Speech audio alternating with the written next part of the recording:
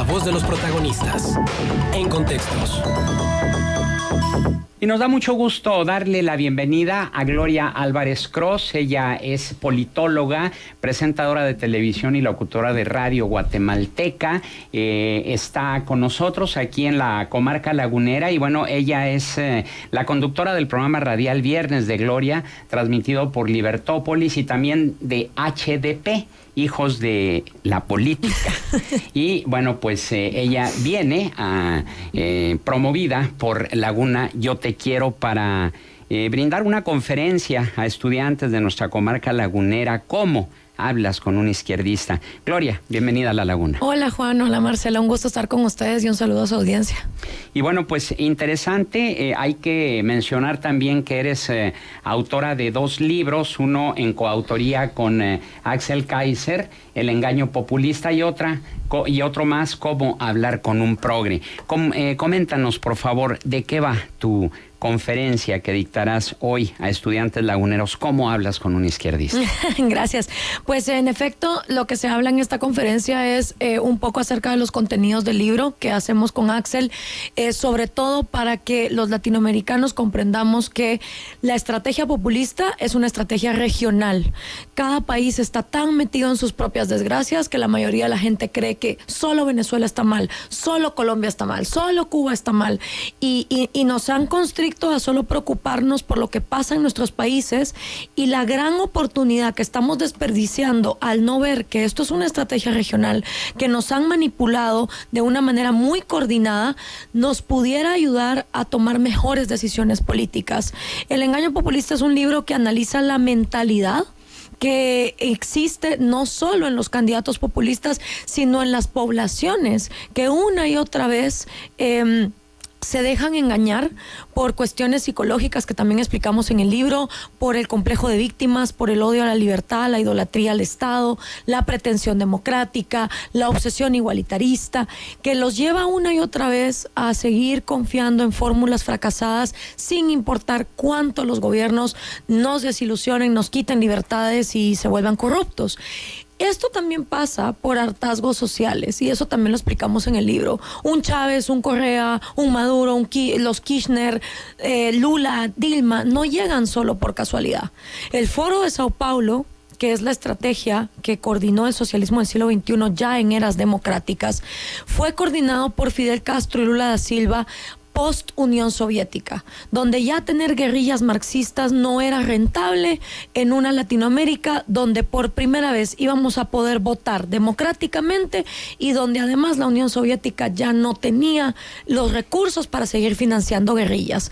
En el momento en que Lula y Castro se alían y empiezan a agendar el socialismo del siglo XXI, el primero en cosechar estos frutos del hartazgo social, porque los partidos tradicionales no hicieron lo que debieron hacer, que era fortalecer instituciones durante los años 90, es Hugo Chávez en Venezuela. Y a partir de ahí empiezan todos los demás países en efecto dominó. El Salvador, Nicaragua, Argentina, Ecuador, Bolivia, Colombia, ahora con el caso de la firma de la paz. Y en países donde no han gobernado expresiones del socialismo del siglo XXI, existen partidos que son miembros del Foro de Sao Paulo. En el caso de México, el PRD y Morena. En el caso de México, precisamente, la portada del engaño populista trae en primer término a Fidel Castro, está también Hugo Chávez, está Evo Morales, está Cristina Kirchner, entre otros, pero está también Andrés Manuel López Obrador. ¿Qué puedes decir de él? Bueno, leí su libro, La Salida 2018, porque creo que si uno va a venir a exponer el populismo latinoamericano, uno también tiene que leer.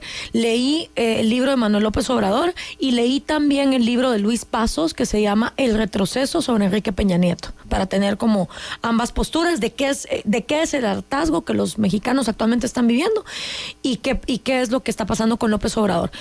Lo primero que me preocupa del libro de López Obrador es que su capítulo número 2 es privatizar es robar. O sea, ya desde la concepción que ha sido la condena a la propiedad privada una y otra vez de estos líderes que, claro, te expropian, pero ellos sí tienen propiedad privada. Por eso vemos a los boliburgueses en Miami, en Madrid y en París gastándose todo el dinero que expropiaron, ¿no? Entonces, esta concepción de que tú no eres dueño del fruto de tu propio esfuerzo está muy arraigada en América Latina. Otra cosa que me preocupa es que López Obrador propone cosas en su libro que son contradictorias, no se pueden implementar ambas. Por un lado habla de zonas francas de libre comercio, incluso con Guatemala, y por otra habla de controles de precios. Eso es mutuamente excluyente. O tú tienes mercado libre o tú tienes precios tope. Otra de las cosas que dice es, vamos a permitir que aquí cada cual emprenda en lo que quiera. Y por otro lado habla de proyectos forzosos en el campo, donde él le va a decir a los mexicanos en qué tienen que trabajar. La última vez que yo oí de ese tipo de reformas agrarias fue en Cuba, cuando Fidel y el Che Guevara obligaron a profesores, médicos y toda una serie de profesionales a irse a los campos a cortar caña para darle 10 millones de toneladas a la Unión Soviética, cuota que no se cumplió, y el otro fue el gran salto adelante de Mao y la revolución cultural, que terminó en un genocidio de 60 millones de chinos, donde la gente hasta paró comiéndose a sus propios fetos de la hambruna que eso causó. Entonces, o tienes libertad de mercado, o tienes zonas francas de libre comercio, o sigues con una política keynesiana de despilfarro y de control de la economía desde la burocracia. Una idea que permea muy bien. Me preocupa que no tiene una sola página hablando sobre qué va a hacer con el tema del narcotráfico. Yo creo que un candidato a presidente en Colombia y en México que no tomen en serio el tema del narcotráfico, creo que no se está tomando, digamos, el rol en serio. Y por otro lado, en el libro de Luis Paso sobre el retroceso, vemos también cómo este sexenio ha tenido a los mexicanos en el absoluto hartazgo por la cantidad de corrupción. ¿Cuál es el peligro? Que cuando la gente se cansa de lo que tiene, en lugar de meterle cabeza al tema, le meten el hígado. Y entonces es una cuestión de como cuestión futbolera, ¿no? O eres Real o eres Barça. Entonces, como estoy harto de Peña Nieto, no me importa lo que AMLO sea, porque yo lo que quiero es un cambio. Sí, pero ¿un cambio para qué? Esto que dices tú me parece muy importante, sobre todo si tomamos en consideración que Andrés Manuel López Obrador va punteando en las encuestas y hay un hartazgo de la ciudadanía, de muchos ciudadanos, diciendo, bueno, el PRI fracasó, el PAN fracasó, son las dos opciones que hemos tenido como gobierno federal. Entonces nos queda una tercera opción, Andrés Manuel López Obrador. ¿Qué les dirías a los que piensan así? Yo lo que les diría es que dos cosas sean malas no quiere decir que la tercera sea buena. Y entonces te dicen, bueno, pero entonces, ¿qué hacemos? No sé, busquen, hay un candidato libertario ahora independiente, hay otros candidatos, o sea, sí, pero es que esos no van a ganar. La mentalidad borreguista es, no voy a votar por el que no va a ganar, y como todos los individuos piensan igual, entonces siguen votando por lo viejo conocido o por lo peor por conocer. No, es que entendamos que la política no debe verse como se mira el fútbol, ¿no? O eres de este equipo, ¿qué pasa? O sea, o tienes que ser Real o tienes que ser Barça. Bueno, ¿y qué pasa si yo quiero ser del Atleti de Bilbao? ¿Por qué no? ¿O no? O eres Boca, o eres River, o eres Puma, o eres América. ¿Y qué pasa si yo no quiero ser de ninguno de esos dos? Entonces, yo lo que le vengo a explicar a la gente es, primero, defínanse ideológicamente. Porque cuando tú no estás definido ideológicamente, cuando tú no te has hecho los cuestionamientos claves de, a ver, ¿y yo qué pienso? ¿Pienso que la propiedad privada es un robo o pienso que es un derecho? ¿Pienso que el mercado debe ser libre o pienso que el burócrata en su magnánima sabiduría desde su oficina puede controlar los precios? ¿Qué pienso yo? ¿Qué creo yo? Cuando uno se define ideológicamente, no importa qué ideología quieran tener, pero definirse, ya es más fácil ver entre la oferta quién coincide contigo. Ahora, si tú no sabes, como decía Facundo Cabral, si no eres de aquí ni eres de allá, ni sabes si sí o no, sabes si no, tú te pones a ver la oferta y dices, bueno, pues voy a votar por este porque me parece más guapo o este me parece más simpático. Entonces, la primera obligación del votante que está harto de la situación que tiene en su país política es definirse él ideológicamente con qué quiere, para entonces saber qué va a ir a votar. Así es como nos comportamos en el mercado. Antes de ir a comprar un teléfono, antes de comprar un seguro médico, nos informamos de lo que queremos y decimos, bueno, pues yo quiero esto, esto y esto. Entonces ya salimos al mercado y compramos de acuerdo a lo que es nuestra necesidad. Sin embargo, Gloria, esto de informarnos sí es fundamental, es vital para poder tener una definición ideológica. El problema es que en este país, y me atrevo a decir que en toda Latinoamérica, la cultura política de las grandes mayorías es muy baja. Es decir, no somos una sociedad en su mayoría informada, analítica, crítica, que tengamos los elementos de juicio para fundamentar una razón.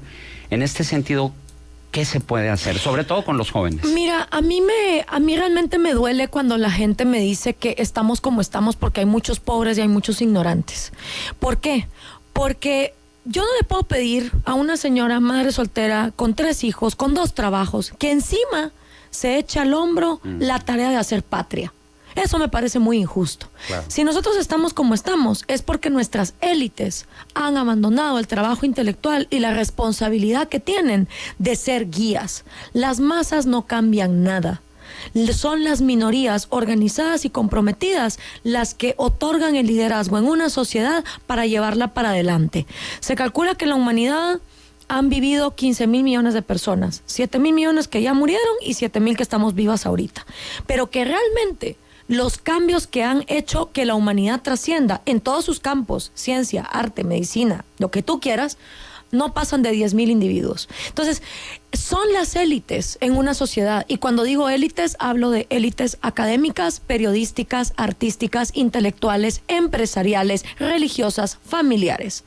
Esas élites, si no tienen las ideas claras, si no saben hacia cuál es el rumbo, si dicen, bueno, voy a financiar a este porque aunque es corrupto, prefiero que sea mi corrupto en el poder.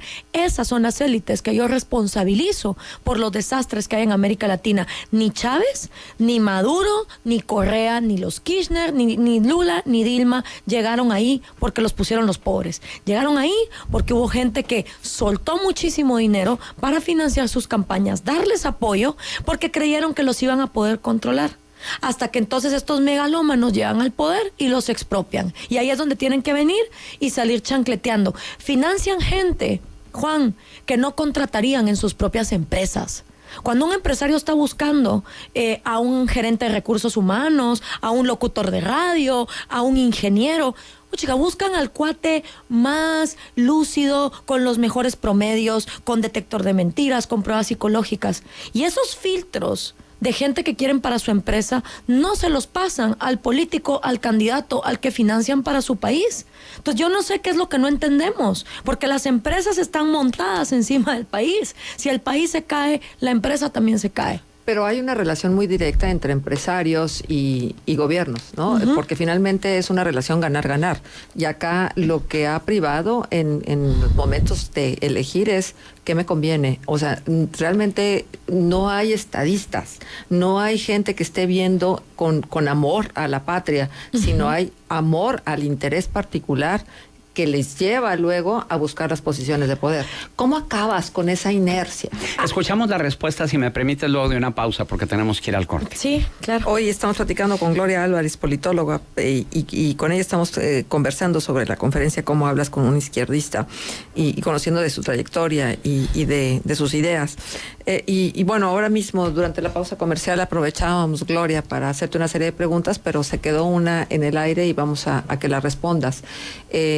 Esto que te planteábamos antes de la pausa comercial y que tiene que ver con lo que te ha significado esta lucha que tú traes y cómo realmente acotar a esos políticos oportunistas que de pronto salen de la nada y resulta que traen con gran fervor la bandera de querer servir a la patria cuando realmente lo que quieren es servirse a sí mismos. Sí, ahí es donde yo me diferencio de los populistas, desde Manuel López Obrador hasta Chávez. Y la teoría es que cuando un gobierno controla la economía, digamos, controla el petróleo, controla las carreteras, y él es el que tiene... Y esto nos viene desde la colonia, desde cuando el rey daba las licencias de quién podía explotar cierta tierra o ciertas empresas, digamos. Si tú le das al gobierno el poder absoluto de decir quién tiene permiso para, digamos, desarrollarse económicamente, le estás dando un poder absoluto. Y eso es lo que corrompe absolutamente. Según los populistas, lo que hay que hacer es darle todavía más control al gobierno sobre la economía. Manuel López Obrador dice, el problema no es que el gobierno sea el que otorgue los permisos, el problema es que no ha habido nadie transparente, bueno y honrado como yo, controlando el gobierno. Y cuando yo llegue al gobierno, como yo sí soy honrado, yo sí voy a ser justo en esos permisos que voy a dar y no me voy a robar ni un solo centavo. Lo mismo dijo Lula da Silva con el Partido de los Trabajadores en Brasil, y luego le concedió a Odebrecht el caso de corrupción más millonario que hemos visto en toda América Latina. Lo mismo dijo Castro. Entonces, los populistas lo que dicen es, no, lo que hay que hacer es darle más poder económico al gobierno. Lo que yo propongo y lo que proponemos con Axel y toda la corriente libertaria es la separación absoluta de Estado y economía. Si el gobernante en principio no tiene la potestad de otorgar permisos ni licencias, ni controla la economía, ni el subsuelo, ni el petróleo, ni las carreteras, entonces por más que el empresario llame y pida un privilegio, una concesión, el gobernante le va a decir, lo siento, ándate a competir, a ver si los consumidores te premian escogiéndote a ti. Entonces, lo que nosotros proponemos es separación absoluta de gobierno y economía. Y ahí es donde te dicen, no, hombres, pero ¿cómo? Bueno, ¿y cuál es la alternativa? Seguir esperando a que llegue el Mesías con las alas de ángeles que esta vez sí no nos va a robar. Yo creo que ya ha sido suficiente el ejemplo en América Latina, que llegue quien llegue, del partido que llegue, cuando tienen el poder absoluto de controlar y dar permisos en la economía, benefician a sus cuates. O sea, así como hubo capitalismo de cuates en los 90, la boliburguesía creada por el socialismo del siglo XXI igual se ha hecho millonaria. Y esto no solo es de América Latina. Los primeros experimentos comunistas demostraron que los que eran allegados al poder seguían teniendo libertad y propiedad privada. Stalin y su rosca vivían muy bien. Mao y su rosca vivieron perfecto. Pol Pot, la dinastía de Corea del Norte. Entonces, tenemos que comprender que por más que nos guste ese idealismo de hoy sí va a llegar el burócrata arcángel que va a ser bueno, siempre nos paran traicionando. Y la alternativa populista siempre es, no, hombre, confía en mí, yo sí soy el bueno. Y nosotros decimos, no, ya basta de eso. Por eso, pero si en una boleta tienes opciones de entre los partidos de siempre, que una y otra vez han demostrado que trabajan para sí y no trabajan para la comunidad, para la sociedad, y tienes, por ejemplo, a un independiente o alguien que no ha llegado, no es como de sentido común pensar que la gente dice, ya, no me funcionó A, no me funcionó B, voy a tratar de ver si me funciona C y si me funciona D. Sí, pero ¿en base a qué? Porque, digamos, es como que tú tengas, supongamos que tú tienes diabetes y probaste una gaseosa color rojo, una gaseosa color amarillo, una gaseosa color verde, y entre las que no has probado tienes una gaseosa color morado o agua natural. Entonces, que tú me digas, es que no me funcionó gaseosa A, ni gaseosa B, ni gaseosa C, entonces me voy con gaseosa D. No, yo te diría, tienes diabetes, vete con agua natural. Y el problema es que aquí estamos escogiendo entre gaseosas. Y también el problema es saber quién es agua natural. Exacto. Y para eso, para distinguir el agua natural, yo no estoy diciendo que lo que yo diga sea el agua natural, no. Para distinguir lo que para ti es el agua natural, primero te tienes que definir ideológicamente, porque ahí es donde tú vas a encontrar cuál es el veneno de tu diabetes y cuál es la solución a tu diabetes. Pero tal pareciera que la definición por antonomasia en un país como el nuestro es no perder el status quo, o sea, no cambiar o cambiar para no cambiar, un gatopardismo rampante. Ese es el otro gran problema. No solo por cambiar de presidente vamos a cambiar lo putrefacto que está nuestro sistema, y es algo que yo también hablo en mis conferencias. Digamos, el origen de nuestros problemas empieza con nuestras reglas del juego. ¿Cuáles son nuestras reglas del juego? Nuestras constituciones. Todas las constituciones latinoamericanas, aparte que han sido cambiadas, prostituidas y manoseadas, son altamente incongruentes.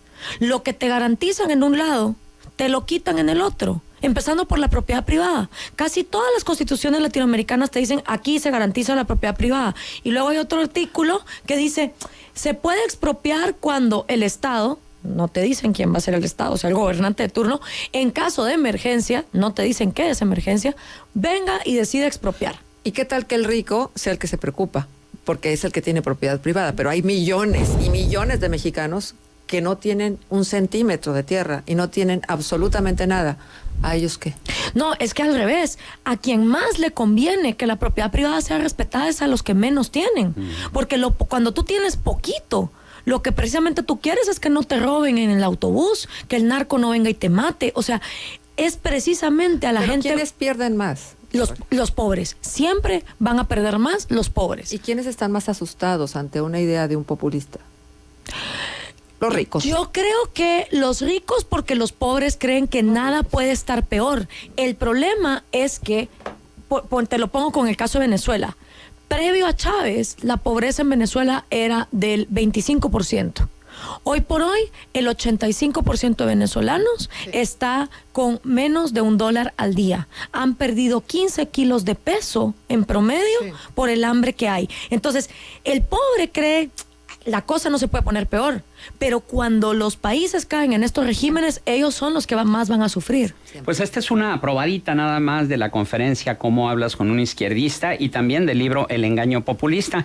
Está también Jorge Reyes Casas, titular del Contexto de Mercadotecnia, y de Laguna Yo Te Quiero, que es quien trae a Gloria Álvarez. Si quisieras invitar, Jorge, por favor, o más bien comentar dónde, cuándo y a qué hora son estas dos conferencias. Sí, va a haber, hola, buenos días a todos, un gusto saludar a todos los radioescuchas. Va a ser una hoy a las 12 del día en el TEC de Monterrey, en el Aula Magna, y la otra va a ser en el auditorio de la Universidad Iberoamericana a las 7 de la noche, y pues están invitados todos, entrega sin costo. Con este propósito que tiene Laguna Yo Te Quiero, ¿no? Sí, la idea es presentar varias posturas políticas en función de que la gente se informe, y pues como dice Gloria, que la gente vaya viendo pues cuál es de la línea que a ellos les gusta más. Pero yo creo que un votante informado es un votante pues que tiene mucho más oportunidades. Y los que no puedan asistir pueden seguirlo a través de redes sociales. Sí, lo voy a transmitir en mis redes. Ahí estoy a la orden, en Facebook, en Twitter, en Instagram como Gloria Álvarez. Ahí también lo van a poder seguir. Gloria, pues muchísimas gracias. Bienvenida a La Laguna. Gracias, Juan. Gracias, Marcelo. Un gusto. Gracias.